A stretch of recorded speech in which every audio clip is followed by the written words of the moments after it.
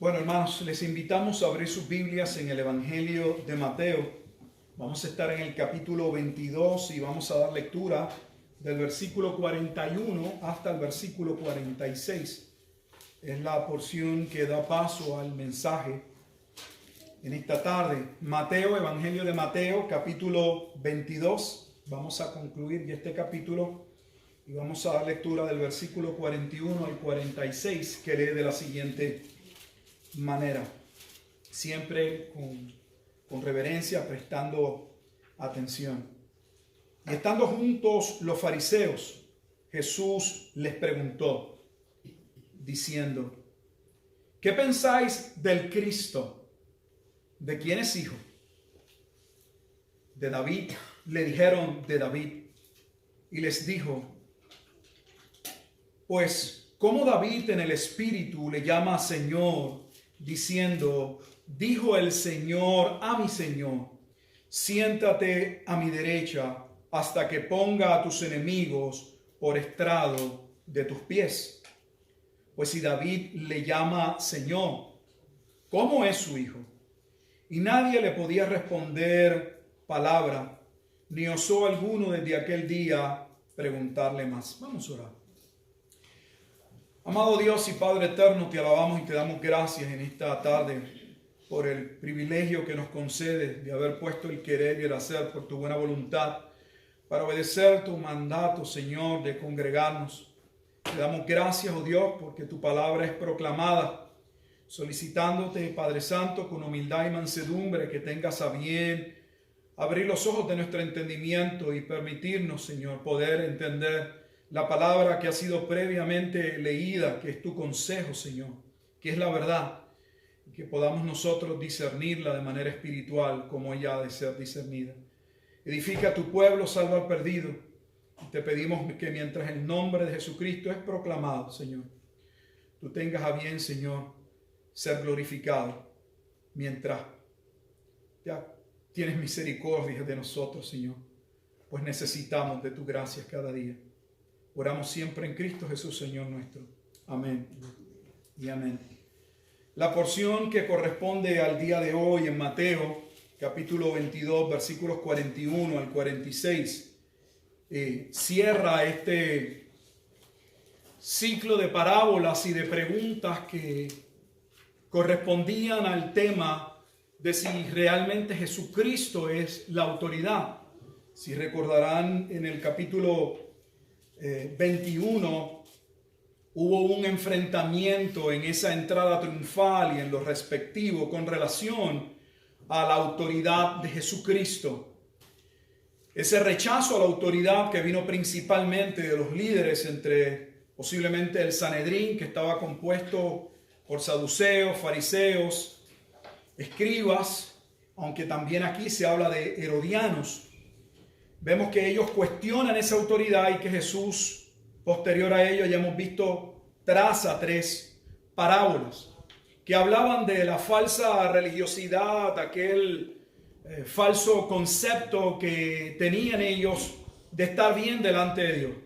Aquella primera parábola donde Jesús prueba que ellos eran el hijo desobediente, que parecía ser obediente a principio, pero que no cumplía el mandato de su padre.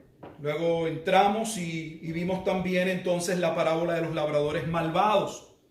Y vimos cómo mientras ellos rechazaban la autoridad de Cristo, ellos habían asumido ese rol de ser ellos la autoridad.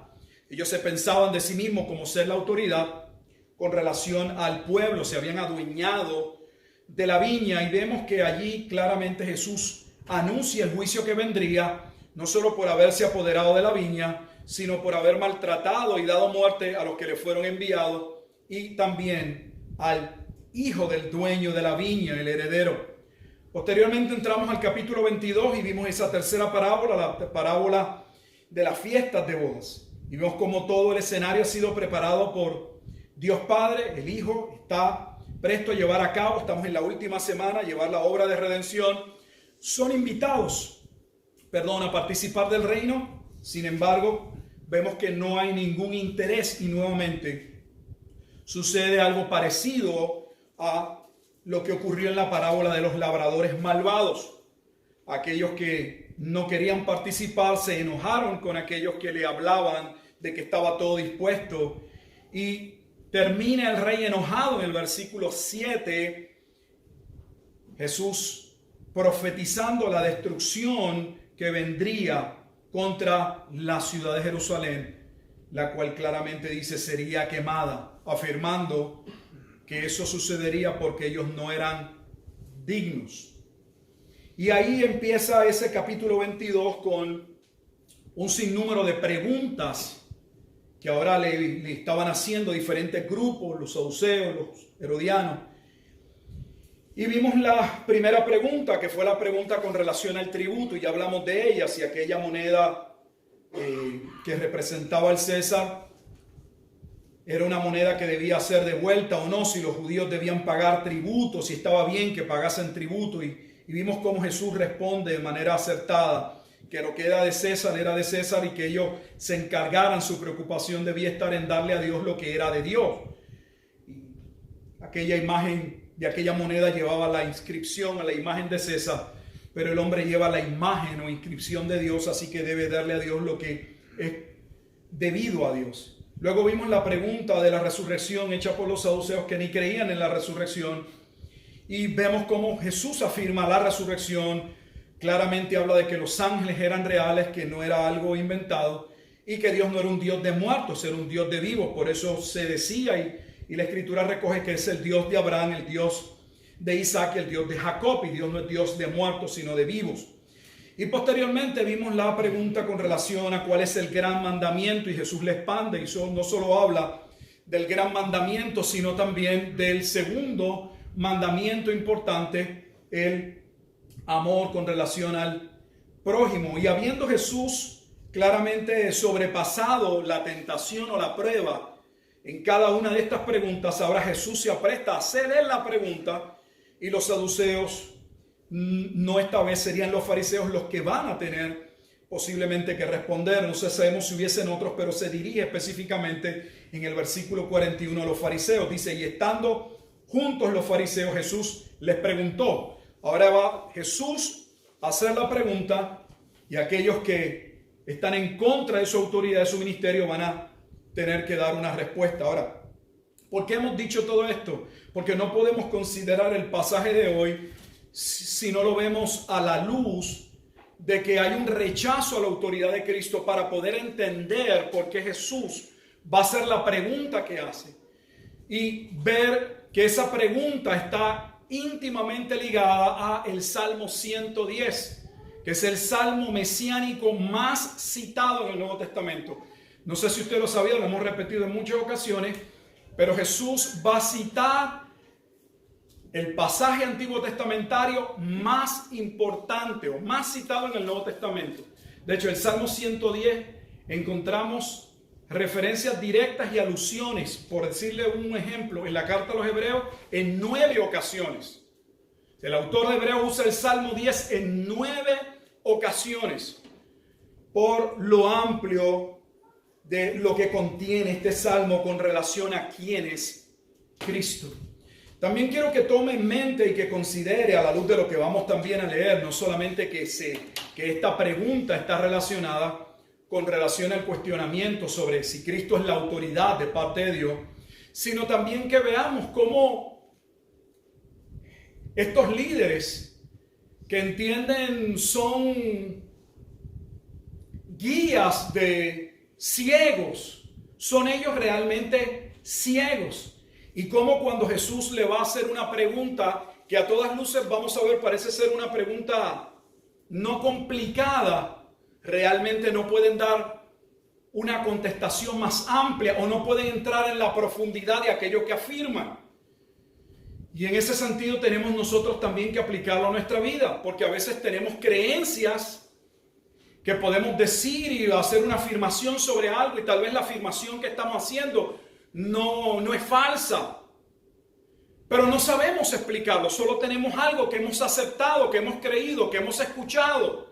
Es importante que nosotros sepamos, que podamos responder, que podamos presentar, como dice 1 de Pedro 3:15, defensa de la razón de la esperanza que hay en nosotros. Así que Jesús ahora se dirige a los fariseos. Y la pregunta que hace está en el versículo 42. ¿Qué pensáis del Cristo? Para entender esta pregunta, número uno, tenemos que entender que este no es el nombre de Jesús. El Cristo no es un nombre. El Cristo lo identifica con su obra. El Cristo es una palabra sinónimo de dos palabras más que usamos mucho: el Mesías y el ungido. Cristo, Mesías y ungido son sinónimos. En otras palabras, que la pregunta fue sencilla, aparentemente. ¿Qué piensan sobre el Mesías? ¿Cuál es su entendimiento? ¿Qué creen con relación a aquel que el Antiguo Testamento afirma vendría? ¿De quién es hijo? ¿Qué piensan de él? ¿Cuál es su ministerio? ¿Qué va a hacer? ¿Y de quién es hijo el Cristo? Esta pregunta nuevamente vamos a ver que no tardaron en ellos dar una respuesta. Y la respuesta inmediata le dijeron: de David. La respuesta que van a dar es cierta, pero le falta contenido. Y en un sentido tengo que explicar esto porque voy a decir algo que es como una paradoja, parece como una contradicción. Por un lado es cierta, pero por otro lado podría no ser cierta, dependiendo cómo expliquemos. Y voy al punto. Si usted recuerda cómo inició este Evangelio de Mateo, necesitamos regresar al capítulo 1. Este capítulo 1 de Mateo claramente afirma que Jesucristo es la promesa hecha de David. Así que la respuesta, por un lado, basado en el propio Evangelio, Mateo capítulo 1, versículo 1, dice: libro de la genealogía de Jesucristo, hijo de David, hijo de Abraham. Pero recuerde que ellos no están haciendo la asociación de que Jesucristo es el Cristo. Jesús es el cumplimiento de la promesa a David. En otras palabras, Él es el cumplimiento de aquella promesa en 2 de Samuel capítulo 7, donde a David se le dice que de su simiente vendría un día un rey que se le otorgaría un reino eterno. Sí, Jesús es el cumplimiento de esa promesa. Pero ellos no están afirmando en la declaración que Jesús es el Cristo. Ellos solo están diciendo que el Cristo es un hijo o un descendiente de David, pero no están viendo que ese cumplimiento está allí, que es el hijo de David quien les está preguntando. Eso es importante, porque claramente cuando Mateo escribe este evangelio, lo primero que hace en el primer versículo es decir que Jesús es el cumplimiento de esa promesa de David y que Jesucristo es la simiente en la cual serían benditas todas las familias de la tierra. O sea, Él es el hijo de Abraham. En Él se cumple todo el plan de redención. Sí que es cierto, por un lado, que el Cristo es hijo de David. Pero ¿en qué sentido es hijo de David? Aquí viene lo complejo. Para los judíos, el Mesías que vendría a salvar sería alguien parecido a David. Un hombre. No tendría nada especial en un sentido. Lo único especial sería la tarea que Dios le otorgaría o lo que Dios haría a través de este hombre. Pero es un hombre. Cuando nosotros hablamos del Cristo, nuestra mente claramente va a es Dios, es el Hijo. Es alguien extraordinario, no es cualquier hombre, es Dios encarnado. Pero ellos no veían que era Dios encarnado, ellos solamente veían que de alguna forma o manera Dios iba a preservar el linaje de David y de esa simiente vendría un hombre como David que se levantaría para cumplir aquel rol que ellos entendían de devolver a Israel aquella gloria y del dominio nuevamente de Israel sobre el mundo, y lo conceptuaban más como un rey político y también obviamente de carácter religioso. Pues recuerde que en el judaísmo la política, la religión, el diario vivir no son cosas que se separan. Todo es parte de un todo. Así que contestaron: es hijo de David. Él les dijo, versículo 43, le hace otra pregunta. Pues como David en el espíritu le llama Señor. Y va a citar entonces en el versículo 44 el Salmo 110, versículo 1. Dijo el Señor a mi Señor, siéntate a mi derecha hasta que ponga a tus enemigos por estrado de tus pies. Antes de entrar en esta segunda pregunta, y ahora empieza la complejidad, a ponerse el escenario difícil para los fariseos, déjeme poderle mostrar dos puntos que no queremos salirnos del tema, pero que están allí. Uno es que claramente este pasaje afirma la inspiración de la Escritura. Jesús está apuntando a la Escritura y está diciendo que David habló siendo inspirado. Eso es lo que le está diciendo. Cómo David siendo inspirado, cómo David en el Espíritu, cómo David por el Espíritu de Dios pudo haberle llamado Señor a su hijo. Eso es algo que en la mente hebrea, judía, no cabía. Y no cabía porque en los sistemas orientales los hijos nunca van por encima de los padres. El anciano, el padre es respetado, tiene que ser honrado, al punto de que los hijos que públicamente deshonraban a los padres podían ser ejecutados, ser un delito. Ir en contra de la honradez de un padre. Y eso hay que ponerlo porque en nuestro tiempo no es así. En nuestro tiempo tú tienes padres que viven para sus hijos. Que ellos están para entretener a sus hijos. Que ellos están ahí para darle todo a sus hijos. En el contexto antiguo testamentario de Israel y de gran parte de los países en Oriente así no funciona. Los hijos se someten a los padres. Todavía los padres son básicamente los que hacen los acuerdos para la boda. Y usted ni se casa con el que a usted le gusta necesariamente, sino con el que la familia o el padre entiende de familia, que es la mejor opción o la mejor persona para usted. Claro, eso en Occidente no vende, porque en Occidente nos casamos por amor. Pues fíjense que según nosotros el amor es lo que valida todo. Sin embargo, somos la parte del hemisferio que más divorcios tiene. ¿No le llama la atención? Que casándonos según nosotros por el elemento más importante, el amor, ese amor parece no sostener las relaciones maritales. Sí que en Oriente había un respeto hacia la figura de la persona mayor, del padre. Por lo tanto, digo eso, Jesús les pregunta, porque ellos aceptan ese principio, ¿cómo es posible entonces que si David es el que está hablándole a su descendiente, él le llame a ese hijo Señor? Lo segundo importante no solamente es que habla de que David habló por inspiración divina, sino también que vemos aún en este pasaje el concepto trinitario. Porque hay una conversación que vamos a ver donde claramente Jehová habla con Adonai, con Adón, con el Señor, con el soberano. Lo que es relevante es que en el Antiguo Testamento Jehová es llamado el soberano. Y en muchas ocasiones se habla de Jehová el soberano. Jehová como su nombre. Jehová, recuerda que Jehová, Yahweh, hay discreción en cómo mencionar este nombre. Es el nombre sagrado que Dios le reveló a Moisés.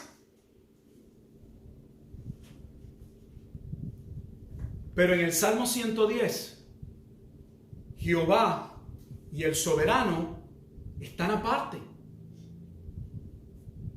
Y Jehová le habla al soberano. Por eso Jesús los va a cuestionar. Porque el Salmo no habla de que David le estuviese hablando a su hijo.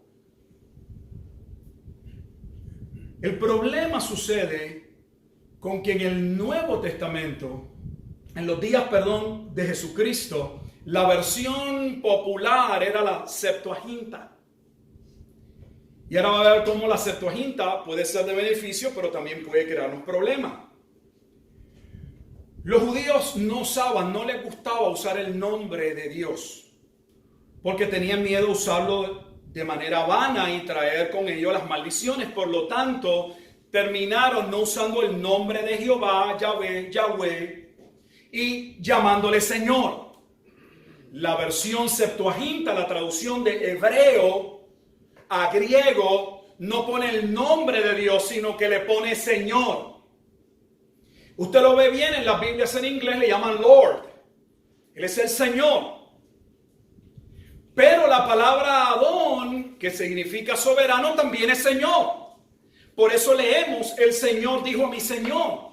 Y parece como que haber una confusión. Dios está hablando con sí mismo, David está hablando consigo mismo. Ellos lo habían interpretado que David estaba hablándole ¿a quién? A aquel descendiente o Mesías que habría de venir.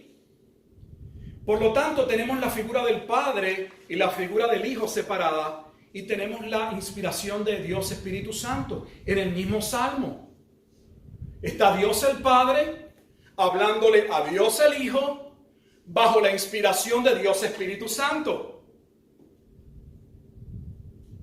Así que tenemos en el Salmo 110 la doctrina en ese sentido de la Trinidad y tenemos la inspiración de la Escritura.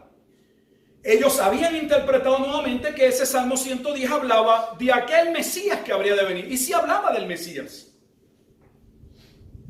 En ese sentido era correcto. El Salmo 110 es un salmo mesiánico que habla sobre aquel que habría de venir.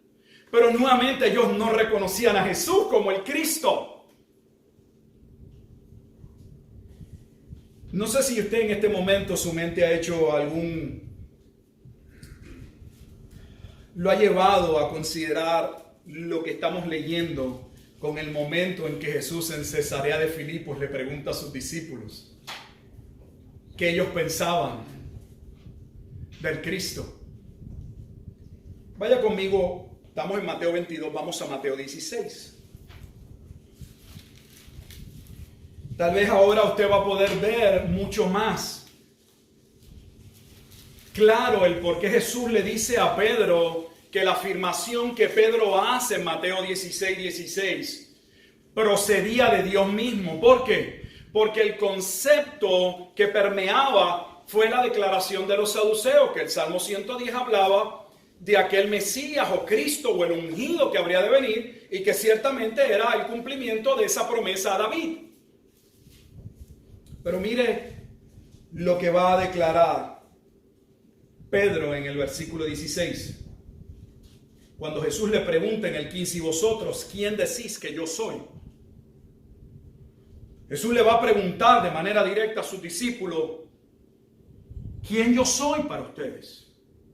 Y Pedro va a responder, tú eres el Cristo. Pedro claramente está diciendo que Jesús era ¿qué? El Mesías. Pero los saduceos, ni los fariseos, ni los herodianos, ni ninguno de ellos podían ver en Cristo el Mesías. Solo le dijeron que el Cristo era un hijo de David. Pero Pedro dice, tú eres el Cristo. No es que él afirma que viene el Cristo. Es que tú eres el cumplimiento, tú eres el Cristo. Y a la vez afirma algo, que es la segunda pregunta. Tú eres el Cristo, el Hijo del Dios viviente. Los fariseos solo habían podido ver que el Cristo era un descendiente de David. Pero Pedro está viendo, por la gracia de Dios, que Cristo es el cumplimiento de ese Mesías. O sea, que Cristo es el Mesías. Y a la vez está afirmando que ese Cristo, ese ungido, ese Mesías, es el Hijo de Dios. No el Hijo de David. Es un hijo de David en la carne. Pero es más que un hombre, es el punto. Es Dios. Yo creo que quien formula o quien trabaja este tópico de manera, obviamente en la escritura, magistral es Pablo en la carta a los Romanos. Vaya conmigo a Romanos capítulo 1.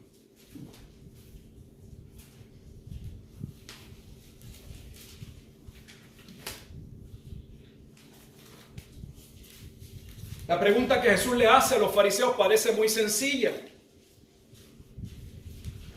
¿Quién es el Cristo y de quién es hijo? Bueno, pues el Cristo pues es el Mesías y es un descendiente de David. ¿Ok? Si es descendiente de David, si habla del hijo que viene de David, entonces ¿por qué David le llama Señor?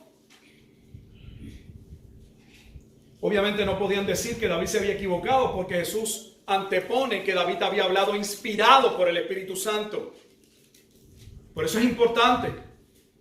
Jesús no está diciéndole, bueno, David eso es lo que pensaba, eso fue, no sé, un momento de David, de su poesía o de su, no sé, una alabanza, una expresión a Dios. No, David estaba siendo usado por el Espíritu de Dios. Entonces, ¿cómo era posible que David hablase de su hijo como que fuera su Señor? En Romanos capítulo 1, mire la introducción a este evangelio. Pablo, siervo de Jesucristo, llamado a ser apóstol apartado para el evangelio de Dios, que él había prometido antes por sus profetas en las sagradas escrituras, acerca de su hijo. Y observe que el hijo está con mayúscula. Nuestro Señor Jesucristo, que era del linaje de David según la carne. Estamos en el versículo 3. Que fue declarado hijo de Dios. Fue hijo de David en la carne, versículo 3. Pero era hijo de Dios, con poder según el Espíritu de santidad, por la resurrección de entre los muertos. No sé si lo pueda ver ahí en Romanos capítulo 1 versículos 3 y 4. Pablo claramente está afirmando que Jesucristo en la carne, en su encarnación, él cumplió la promesa a David. Ciertamente él es el hijo que se le anunció a David, o sea, aquel descendiente, entiéndase hijo como un descendiente del linaje davídico que un día vendría a reinar. Tómelo en ese contexto. ¿Por qué? Porque hay un cuestionamiento a la autoridad de Cristo, de Jesús, pero ellos no entienden que Él es el Cristo. Ellos sí reconocen que el Salmo 110 testifica que aquel Cristo Dios lo haría soberano, pero no pueden ver que tienen frente a ellos al soberano y que Cristo es el cumplimiento de esa promesa. Y que solo en la carne se cumple que es un hijo de David. Pero no habían podido ver que el cumplimiento de la promesa a David, quien la cumple es Dios mismo. El Salvador no es otro que Dios.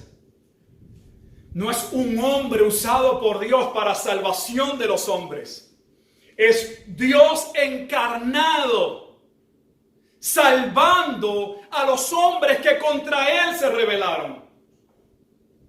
Pero ellos no lo pueden ver. Ellos no pueden entenderlo. Sin embargo, cuando Jesús le preguntó a sus discípulos nuevamente en Mateo capítulo 16, versículo 15, en el versículo 16 Pedro respondió: tú eres el Cristo, el Hijo del Dios viviente. Pedro reconoció ambas cosas que estamos viendo, son parte del Evangelio según Romanos 1, versículos 3 y 4. Jesús es tanto el cumplimiento del linaje en términos davídicos, pero Él es Hijo de Dios. Si retomamos nuevamente la pregunta del capítulo 22, ellos contestan: es un hijo de David. Y nuevamente la pregunta de Jesús: pues ¿cómo David en el Espíritu le llama Señor? Aquí hay algo que debo observar, porque todo esto parece muy sencillo y son 2 o 3 versículos, pero es más complejo de lo que estamos viendo. Y de hecho solamente está Jesús citando el Salmo 110, versículo 1. Una parte de ese Salmo. Jesús no está diciendo que la conversación del Salmo 110 es una conversación entre David y el descendiente. Jesús lo que está afirmando es que ese Salmo 110, que era inspirado por Dios, el autor en términos humanos, quien lo redactó, quien fue utilizado por Dios, fue David. Pero David David no está hablando de él. David está profetizando el decreto de elección. Está hablando de algo que fue diseñado, destinado antes de la fundación del mundo. Una conversación entre la deidad, entre el Hijo y el Padre. No es una conversación entre David y el descendiente. Para poder verlo con mayor claridad, vamos al Salmo 110.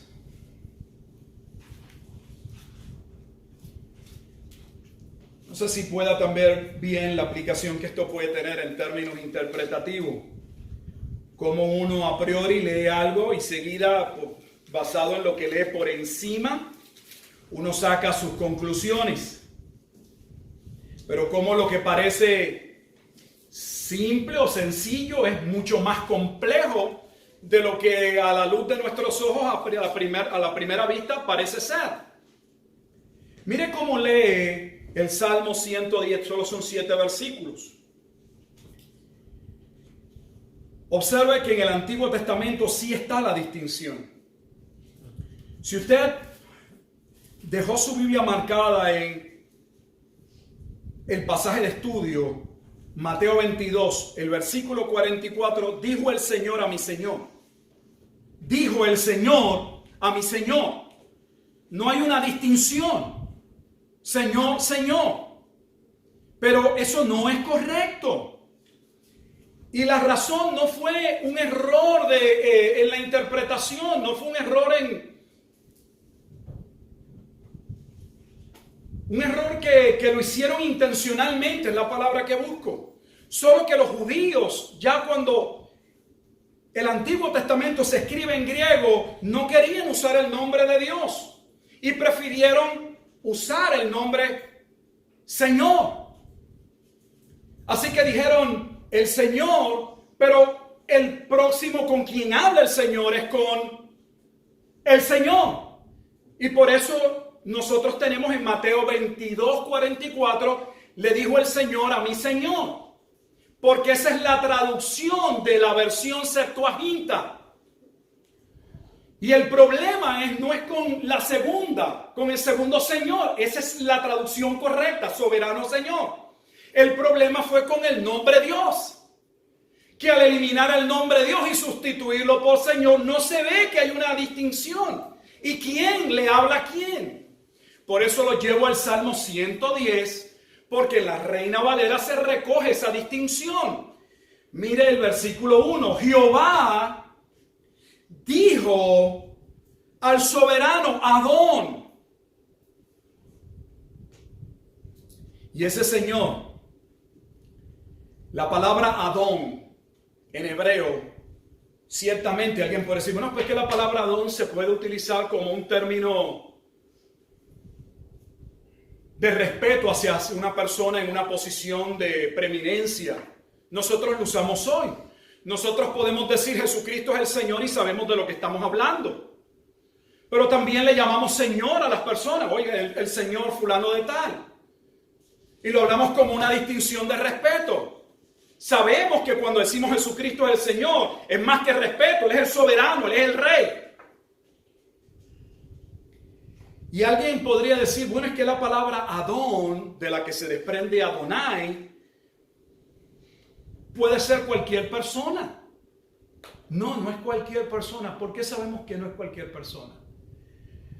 Porque aunque Jesús solo cita el Salmo 110, versículo 1, el versículo 5 del Salmo 110 califica, describe que no es un Señor cualquiera, que es Adonai. Y el Adonai solo se utiliza para Jehová. Dice el versículo 5, el Adonai o Adonai está a tu diestra. O sea que el versículo 5 identifica con quién Jehová está hablando. Él está hablando con Adonai, con el soberano, con aquel que Él va a colocar como soberano del mundo, es Cristo. O sea que en el Salmo 110 hay una distinción clara entre la figura de Dios Padre y la figura de Dios Hijo. Pero los saduceos no habían visto, ni los fariseos, ni los herodianos, no se habían percatado de ello. Solo veían en el Salmo 110, como los fariseos están afirmando, una afirmación general, y es cierto, una afirmación al cumplimiento del Mesías, que vendría de la casa de David. Pero el Salmo 110 no está hablando de un Señor de la casa de David. Está diciendo que Dios mismo sería quien reinaría. El Salmo 110 está identificando al Cristo como el Hijo de Dios. Fue precisamente esa la afirmación que hizo Pedro en Mateo 16:16. Pedro no tiene los estudios, Pedro no estaba capacitado en un sentido como aquellos fariseos o saduceos que creían ser doctores en la ley. No. ¿Cómo Pedro pudo distinguir con claridad quién era Cristo? Sin embargo, aquellos que venían a tentar a Cristo no pudieron responder a la pregunta de Jesús. Si ustedes dicen que el Cristo es un hijo de David, ¿cómo le pudo llamar David Señor? Era una imposibilidad. Para empezar, ya sabemos que David no estaba hablando con su hijo. Ese es el primer error. Ellos asumieron que David le hablaba a su descendiente. David no le está hablando al descendiente. La conversación es entre Dios Padre y Dios Hijo. Por eso solo podían ver en el Cristo el cumplimiento de un hombre. Y claramente Jesús es Dios encarnado. Él se hizo hombre. Pero para él cumplir su rol, el rol del que va a reinar, no solamente era el rol de rey, sino también en el Salmo el rol de ser el sacerdote para salvación. Pues el Salmo 110 claramente testifica que ese Cristo, según el versículo 4, sería el sacerdote a través del cual vendría la salvación. Juró Jehová y no se arrepentirá, tú eres sacerdote para siempre, según el orden de Melquisedec. Solo en Cristo están unidos todos los oficios que estaban separados. Él es rey, Él es sacerdote, Él es profeta. Por lo tanto, cuando Jesús, regresando a Mateo, capítulo 22, versículo 43, cuando Jesús les pregunta cómo David pudo llamarle siendo inspirado por Dios Señor. Y para no dejarlo sobre qué pasaje del Antiguo Testamento Jesús está usando como base, pone la base. Y cita en el versículo, entonces 44, cita el Salmo 110, versículo 1. O sea, le está poniendo el pasaje de base. Está colocando la afirmación de donde sale su planteamiento. La iglesia debe poder poner los pasajes sobre aquello que dice creer. Hasta este punto no sé si también puede haber que mientras todos ellos se habían unido para hacerles preguntas y tentar a Jesús y hacerlo caer, Jesús está mostrando el segundo mandamiento. Los está amando a pesar de que ellos no reciben su autoridad y lo van a condenar. Pues las preguntas de Jesús, lejos de ser preguntas para dividirlos o que peleen entre ellos o alejarlos, les está dando las bases, les está dando una instrucción, pero ellos no la pueden ver. Jesús los está dirigiendo, pero ni dirigiéndolos pueden ellos percatarse de que el Salmo 110 hablaba de Jesucristo. Pues la Escritura dice en 1 Corintios capítulo 2 versículo 14 que el hombre en su estado natural no percibe, no entiende las cosas que son del Espíritu. Pero Jesús no les está haciendo una pregunta como ellos le hicieron las preguntas para tentarles, Jesús no los está tratando de ridiculizar. Pero Jesús, por medio de las preguntas, está demostrando que ellos no saben de lo que hablan. que ellos no entienden que Él es el cumplimiento de la promesa. Por lo tanto, en el versículo 45, Jesús les dice, si David le llama Señor, que ya sabemos que David no es quien le llama Señor, quien le llama Señor es Jehová. ¿Por qué Jesús dice si David le llama Señor? Porque ese era el pensamiento de ellos. Pero el Salmo 110 no habla nuevamente de que David le habla al descendiente. Hermanos, ese es el problema, y aprovecho la coyuntura cuando uno se deja llevar por lo que uno ha escuchado y no va a la Escritura. Claramente lo que Jesús les está diciendo es sencillo. Están tan confundidos y no pueden contestar porque nunca han estudiado el Salmo 10. Lo que han escuchado son tradiciones, estaban llenos de tradiciones.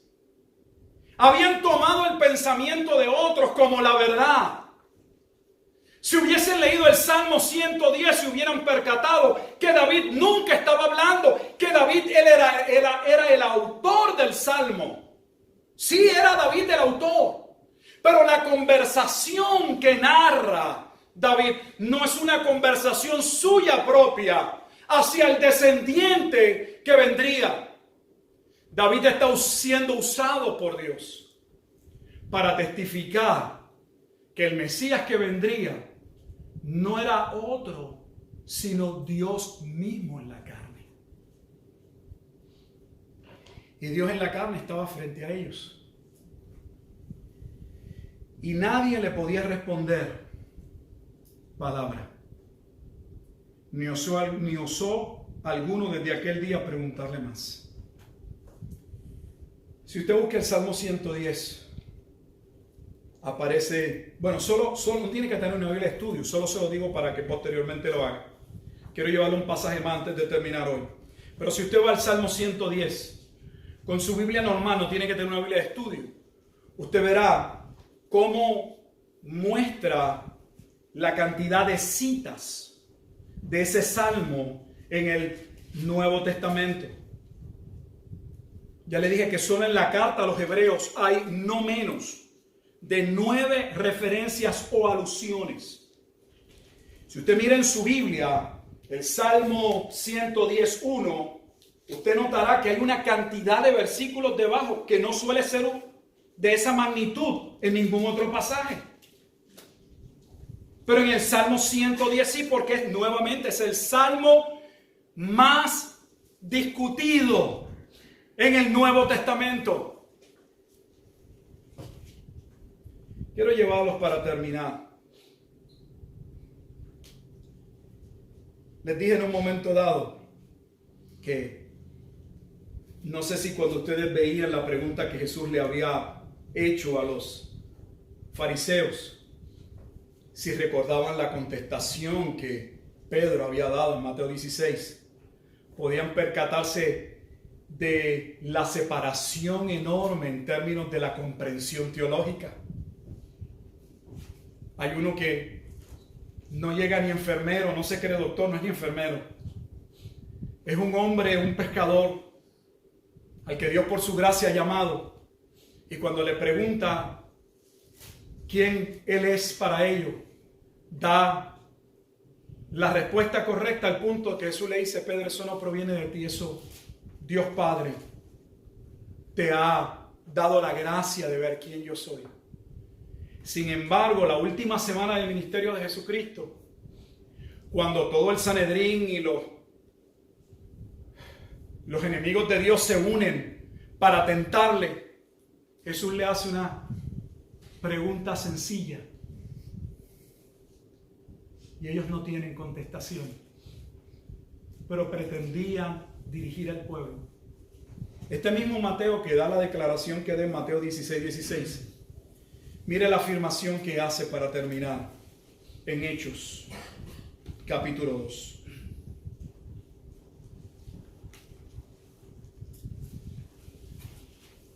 Y allí nos vamos a dirigir al versículo 29.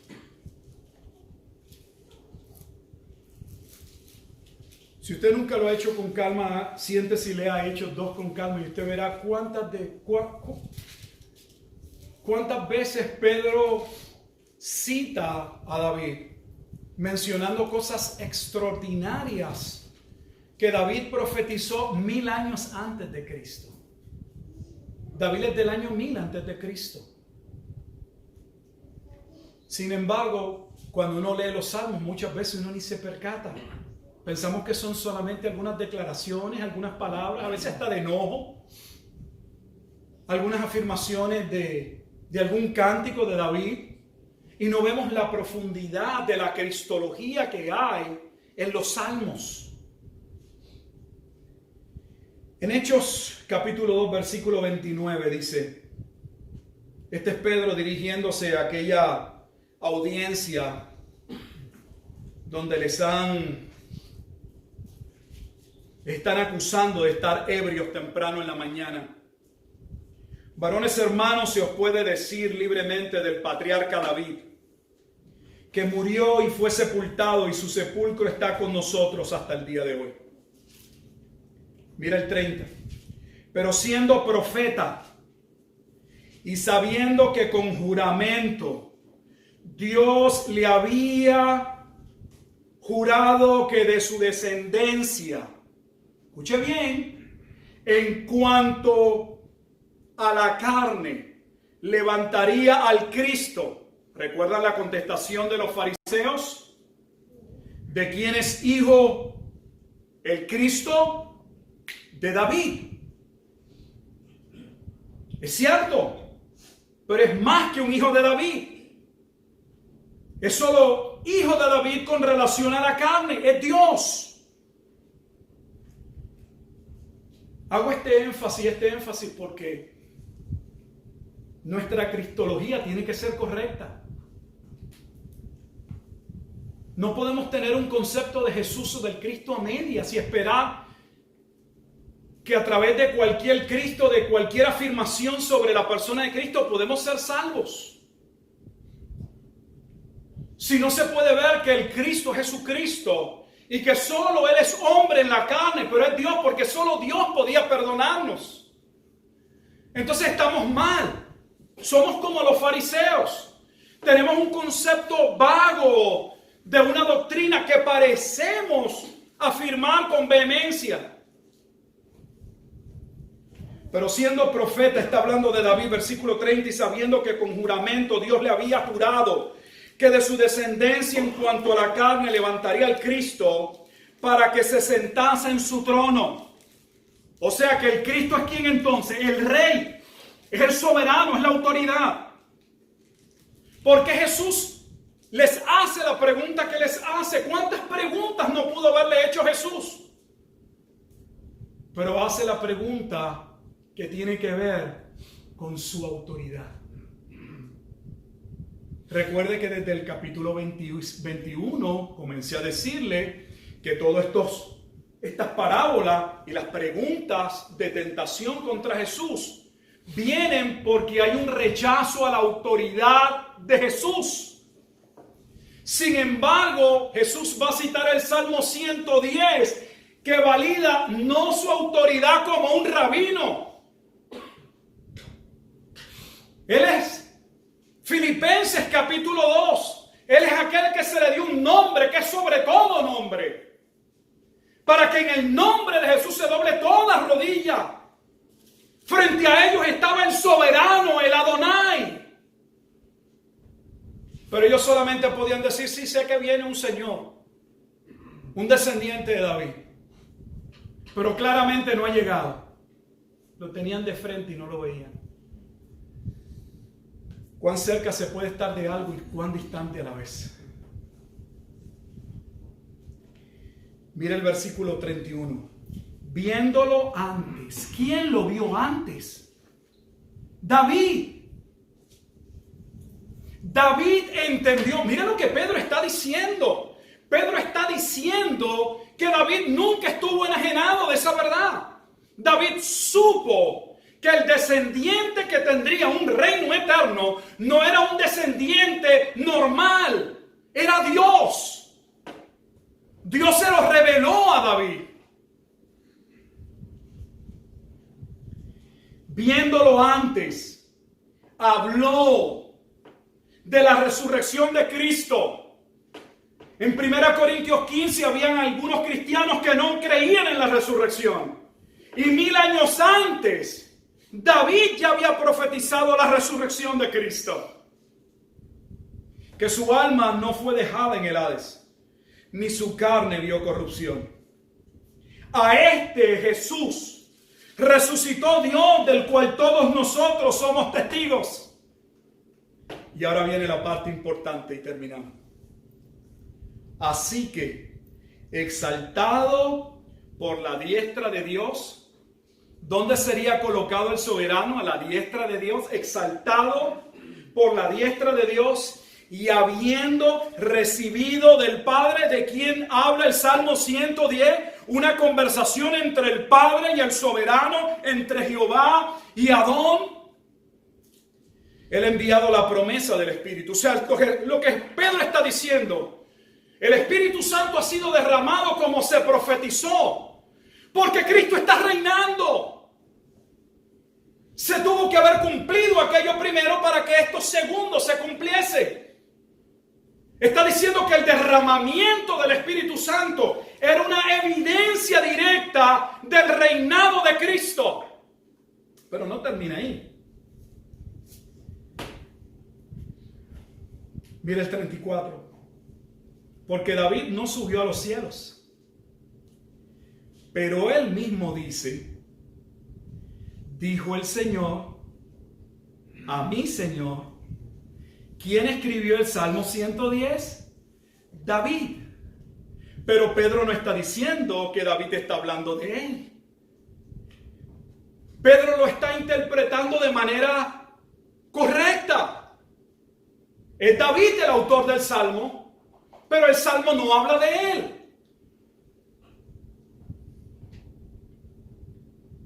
Habla del descendiente. Porque David no subió a los cielos, pero él mismo dice: dijo el Señor a mi Señor, siéntate a mi diestra, hasta que ponga a tus enemigos por estrado de tus pies. Y mire lo que va a decir: sepa pues, no una expresión vaga, ciertísimamente toda la casa de Israel.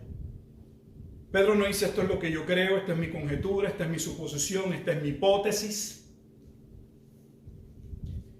Entienda esto con toda verdad, casa de Israel, que a este Jesús a quien vosotros crucificasteis, Dios le ha hecho. Dios le ha hecho. Si usted cree que usted tiene que hacer a Jesucristo Señor, usted no ha entendido el Evangelio. Se lo repito.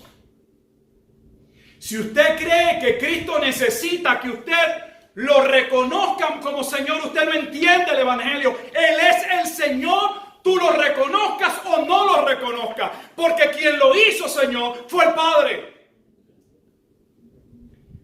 Pero sobre el reconocimiento del señorío de Cristo o sobre el rechazo de ese señorío, ¿hay salvación o condenación? Somos constituidos como parte del remanente que sería salvo en su día, o somos parte de aquellos que serían aplastados por sus pies. Mi pregunta es: ¿de qué de los dos lados te encuentras? No se trata de decir con palabras que Jesucristo es el Señor. No se trata de dar alguna declaración vaga y liviana de algo que hemos escuchado.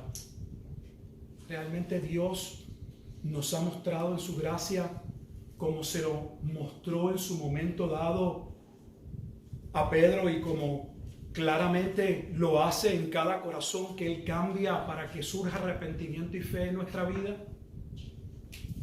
¿O solo pensamos que tenemos el boleto hacia el cielo por usar las palabras mágicas Jesucristo es el Señor? No hay palabras mágicas que conduzcan a una persona al cielo. que en la gracia de Dios no ha podido todavía entender, porque Dios no ha nacido en él, que Jesucristo es el Señor.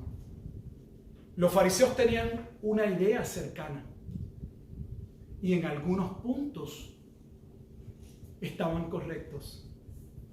Pero no es una doctrina deficiente y errada sobre la persona de Cristo la que salva. Es cómo la Escritura se revela acerca de Él. Y la manera de conocer a Cristo es conociendo la Escritura. Los fariseos no podían entender quién era Cristo, no solo porque no habían nacido de nuevo aquellos, sino porque estaban llenos de tradiciones. ¿Hay algo diferente en nuestro tiempo? La mayoría de las afirmaciones que hacen los cristianos, ¿las hacen porque le constan? ¿Las hacen realmente porque basados en un estudio serio, yendo a los capítulos, yendo a los pasajes? ¿Esa es su interpretación, su deducción, su conclusión? No. Porque es lo que generalmente se acepta, porque es lo que han escuchado, o por, como dice Pablo, porque es lo que complace su oído. Tal vez para usted le parezca esto mucho, pero la Escritura, y para Dios la verdad sí le importa. Sí es importante. Y Pedro va a afirmar el día de Pentecostés que Jesucristo es el cumplimiento de esa promesa. Que Él es tanto sí en un sentido en la carne, como dice Pablo en Romanos 1:3. En la carne, Él es un hijo de David.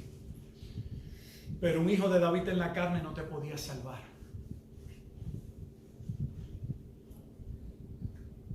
El único que puede salvar es Dios. Y ellos en un momento dado se pronunciaron de esa manera. Porque cuando Jesús en un momento dado fue a perdonar pecados, su cuestionamiento inmediato fue: ¿quién eres tú para perdonar pecados? Solo Dios puede perdonar pecados. Pues si solo Dios puede perdonar pecados, el Salvador tenía que ser Dios. Tenían pedacitos de verdades por todos lados, pero no las podían trazar, unir. No hallaban cohesión. Esa vaga interpretación los mantenía ciegos. Y yo veo con todo respeto a muchos ciegos hoy que tienen ideitas y que se conforman con meras ideitas. Necesitamos tener una doctrina y una teología seria. Y si va a ser seria, va a serlo porque tomemos la Escritura como la base. Eso fue lo que Jesucristo hizo. Mientras ellos solo le preguntaron sobre qué Jesús pensaba, si usted examina sus preguntas, ¿qué era lo que él pensaba sobre el tributo? ¿Qué era lo que él pensaba sobre la resurrección? ¿Qué era lo que él pensaba sobre cuál era el mero mandamiento, el primer mandamiento? Jesús no responde qué es lo que yo pienso. Jesús responde qué dice la Escritura. Y la Escritura está muy distante de muchas personas. Dios nos ayude. Oramos. Padre, te damos gracias por este tiempo en que podemos estudiar tu bendita palabra. ¿Cómo es posible, Señor, pensar que estamos bien y estar a la vez tan distantes de la verdad? Tan cerca y tan lejos. Ayúdanos, Padre Santo, a ser diligentes, a prestar y a poner toda nuestra atención en la única lámpara que alumbra en un mundo de oscuridad, en la única verdad que no cambia por el devenir del tiempo, que no se ajusta a los patrones humanos, sino que llama a los hombres a abrazarla y ajustarse ellos a esa verdad. Esa verdad que es cuestionada en nuestros días, cuestionada no por los ateos y agnósticos, cuestionadas aún dentro de los círculos cristianos y de ya aparente y alegadamente llamadas iglesias cristianas. Ayúdanos, oh Dios, a que lo que creamos acerca de Jesucristo se conforme a lo que tú has revelado en tu palabra. Aclara nuestros pensamientos. Ayúdanos, Señor, a tener una fe genuina. Y ayúdanos no solo a creer en esa fe genuina, sino a proclamar esa bendita fe a otros, creyendo que no es por medio de nuestra exposición o apología o destrezas de comunicación, creyendo que esa palabra en sí es poderosa como instrumento eficaz en las manos de Dios Espíritu Santo. Te damos gracias por permitirnos todavía el día de hoy poder exponer tu palabra. Pues como las cosas van, no sabemos hasta qué momento dado tu palabra pueda seguir siendo proclamada de esa manera. Danos la valentía para enfrentar lo que venga y para mantenernos firmes en lo que tu palabra diga. Porque hay una iglesia que se inclina hoy más a buscar el favor de los hombres y no el de Dios. Y Pablo claramente trazó la línea hace tiempo y dijo que si favoreciéramos a los hombres o nos inclináramos por los hombres, no seríamos siervos de Cristo. Ayúdanos, Señor. Ayuda a tu pueblo. Dale la fe y la firmeza para mantenerse firmes y sin fluctuar, puestos bien los ojos en Jesús, el autor y el consumador de la misma. Pues es en ese bendito nombre en quien oramos y en quien damos gracias y en quien nos preparamos para participar de la cena del Señor. Amén.